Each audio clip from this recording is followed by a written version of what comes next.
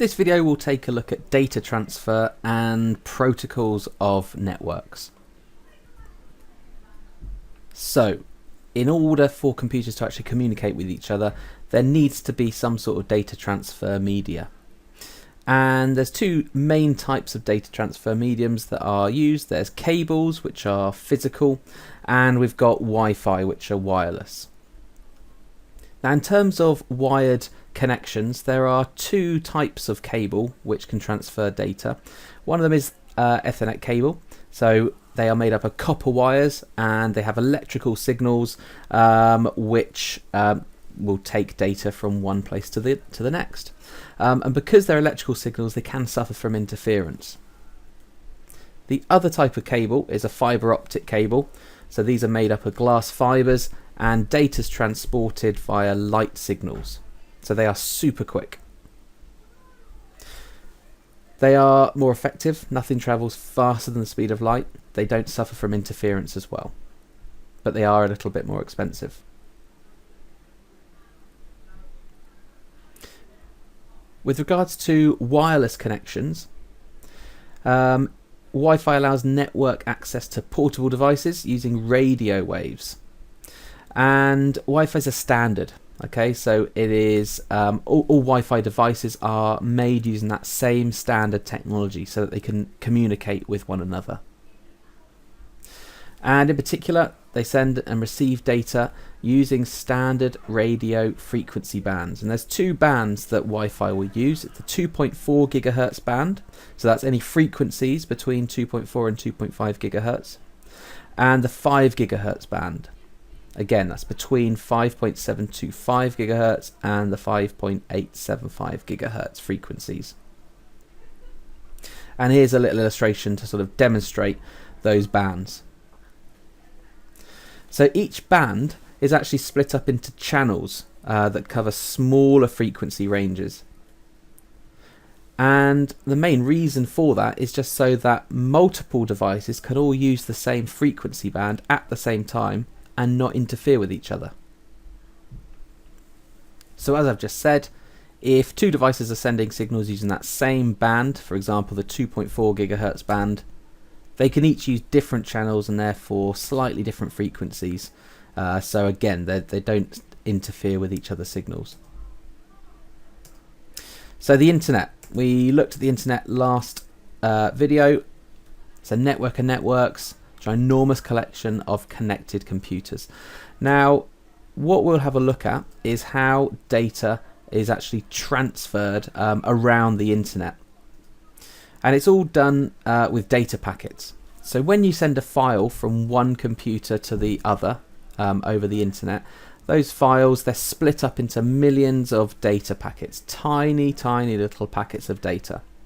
And they get sent across to a destination computer according to the available routes. So they won't all go the same way. So some might travel one way around the world and other data packets might travel in the opposite direction. And then packets are then reassembled at the receiving end to build the original file that was sent. And a data packet might have the following structure. It won't look like a truck. This is just to illustrate that there are different sections to a data packet.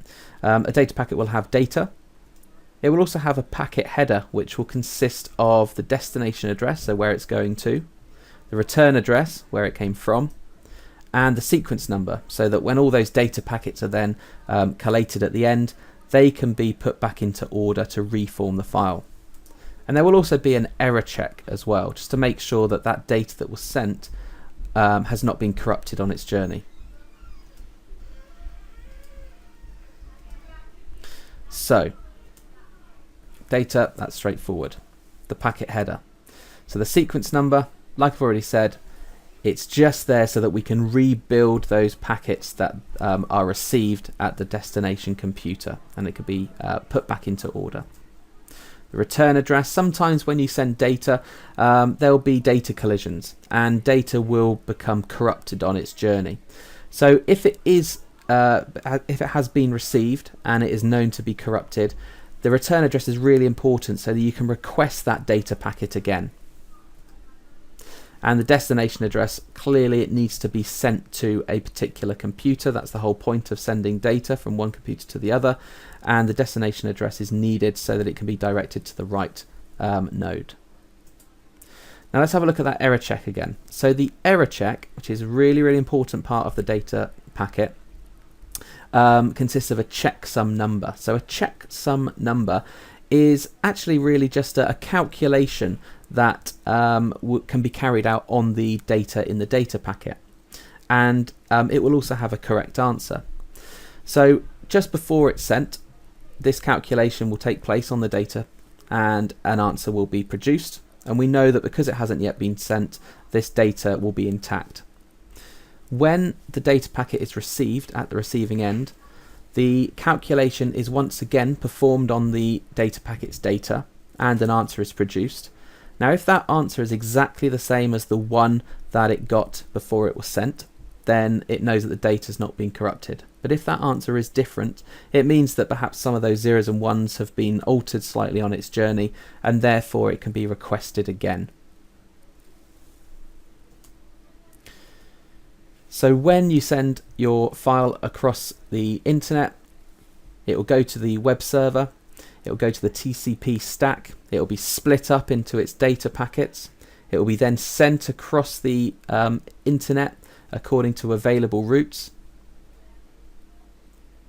It will then be received, the data packets will be checked, and their sequence number will be used to then reform the file at the other end. So we've just seen how data is transmitted around the internet. What is really important to recognize is that for all devices to be able to communicate with each other, they all need to follow certain rules, certain what's called protocols. So we're going to have a little look at a few of these protocols because the internet is full of them. Now some of these you may sort of, I don't know, read them and it might sound a bit scary, but actually they are pretty straightforward. You've just got to get over the amount of protocols that you need to know. So first of all, MAC addresses. Now every single device that is on a network will have a MAC address, and these are a little bit different from an IP address. A MAC address is sort of hardwired into the device itself, so they're hard coded. It cannot change, and it's a 12-digit hexadecimal number, and you can see an example there. And it's there so that data being sent over a network can be sent to the correct network card, and it's a physical address. Now an IP address, it's similar, but there is one major difference, and the biggest difference is that an IP address is assigned to a device as it enters a network. It's not hard coded onto the device. Therefore IP addresses can change, they're dynamic. So they're usually a 32-bit number written as 4 decimal numbers. And like I said, they're required for the same reason. So data being sent over a network can be sent to the correct node, but the biggest difference, like I said, it's dynamic. And the reason for that is so that if you're, for example, a network manager, you might want to assign certain types of hardware, grouping them together with a similar IP address. So for example, you could give all computers the IP address starting 190, printers could be given the IP address starting 200, and so on, just so that you can start to actually group these devices on your network. And it just means that devices can be more easily managed. Now the TCP/IP protocol is probably the most important one that you need to be aware of, and it governs how data is split up as it's sent across a network. And it's made up of 2 protocols really. The TCP, the Transmission Control Protocol, this governs how data is split up into packets. It ensures that data is split up into packets in the same way, ensures that data packets are put back together when received by the destination device, and ensures that any data received is the same that was sent. The IP, so the Internet Protocol, this rule ensures that data packets are directed towards their destination in the most appropriate way. It might not be the shortest way, but it's often the way with least traffic. And that process is actually called packet switching. So we'll have a little look at that in a bit more detail now. So as previously said, the TCP/IP protocol governs packet switching, how data is transmitted.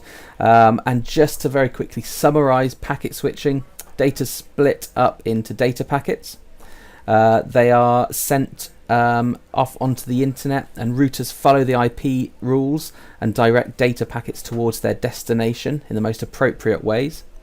And often due to network traffic, packet switching occurs where packets take different routes according to availability. And if the packets are in the wrong order when they are received, they can be used to be the packet numbers, the sequence numbers can be used to reorder them back into the original file. And that's packet switching. So it ensures that data gets to its destination as fast as possible, but it may not be the shortest distance. You've also got a set of World Wide Web protocols, website protocols.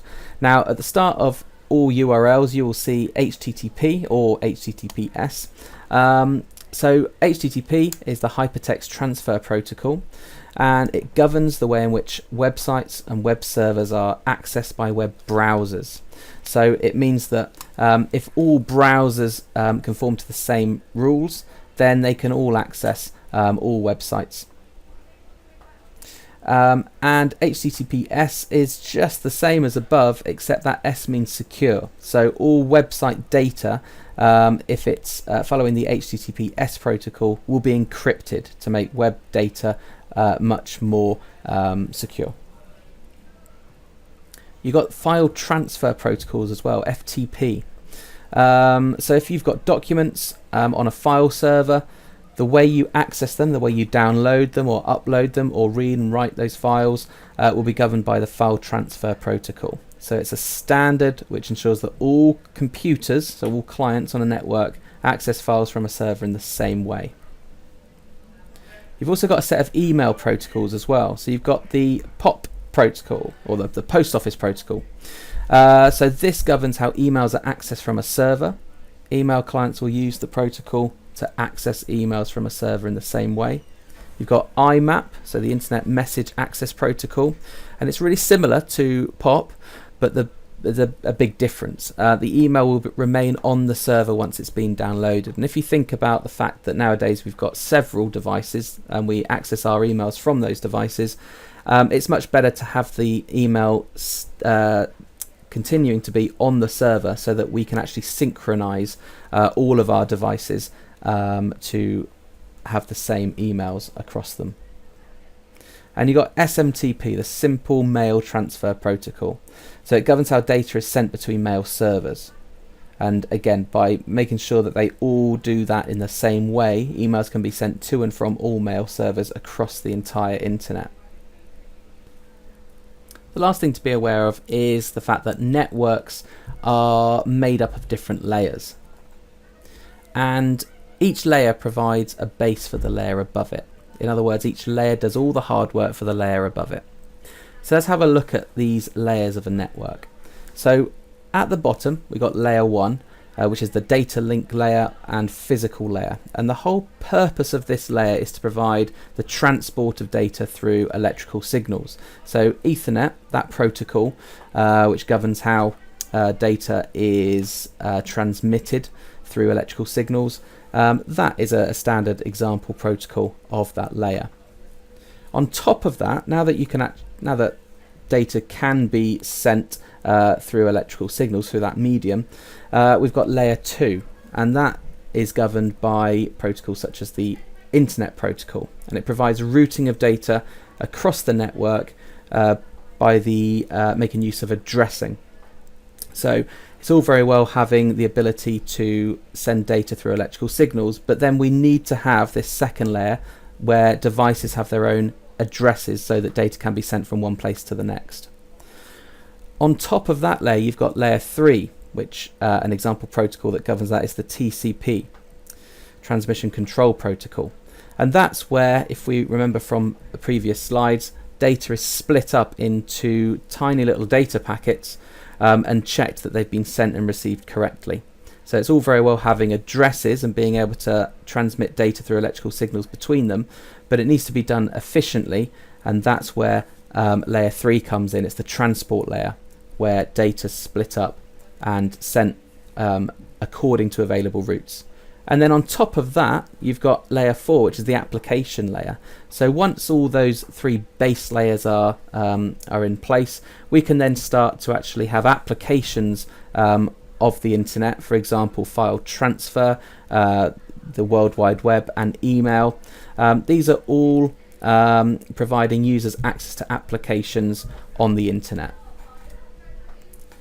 So it says here, for example, if you're accessing a website, which is layer 4, it requires data to be split into packets and sent across the internet. That's layer 3 and layer 2, which in turn requires the physical transport of data via cables, which is layer 1. So hopefully you can see how each layer is built upon the previous.